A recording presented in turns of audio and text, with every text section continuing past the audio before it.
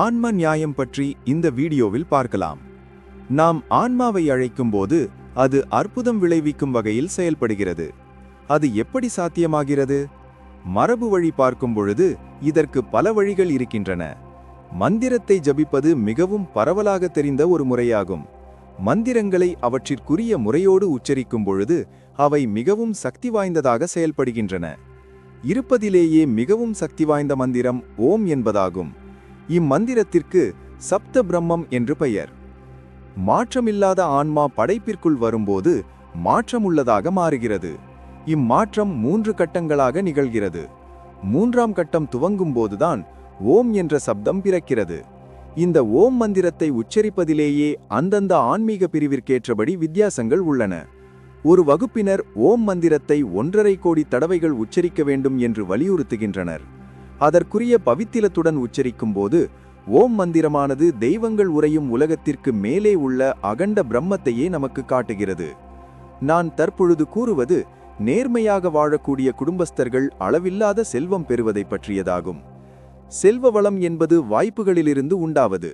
ஆனால் மனிதனோ பிரச்சனைகளில் சிக்கிக் கொண்டிருக்கிறான்.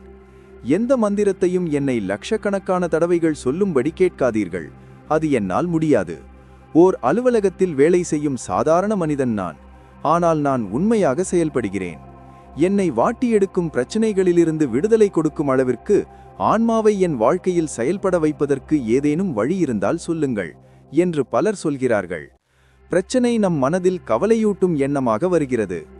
எண்ணம் மனதில் இருந்தால் மனதிற்கு பின்னால் ஆன்மா இருக்கிறது. பிரச்சனை பற்றிய சிந்தனையில் நாம் மூழ்க மறுத்தால் நாம் அறிவை கடந்து ஆன்மாவிற்கு சென்று விடுவோம்.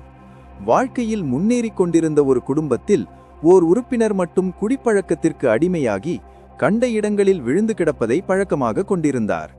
இவருடைய சகோதரர் இப்பிரச்சனை பற்றிய எண்ணங்களையே தம் மனதிற்குள் நுழைய விடாமல் தடுக்கும் முயற்சியை மேற்கொண்டார். தொடக்கத்தில் கடினமாக இருந்தாலும் விடாமுயற்சியுடன் தொடர்ந்ததால் 4ஆம் நாள் வெற்றி கண்டார். குடிப்பழக்கத்திற்கு அடிமையானவர் உறுப்பினராகவிருந்த விளையாட்டு சங்கம்தான் இந்த கெட்ட பழக்கத்திற்கு துணையாக இருந்தது. அச்சங்கத்தில் உறுப்பினர்களிடையே கருத்து வேறுபாடு எழுந்து 2 கட்சிகளாக பிரிந்து குடிப்பழக்கத்திற்கு அடிமையானவர் சங்கத்திலிருந்து நீக்கப்பட்டார்.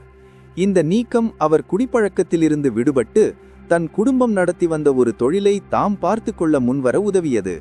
பிரச்சனைகள் எழும்போது மக்கள் தமக்கு தெரிந்த தீர்வுகளை மேற்கொள்ள முயல்கின்றனர்.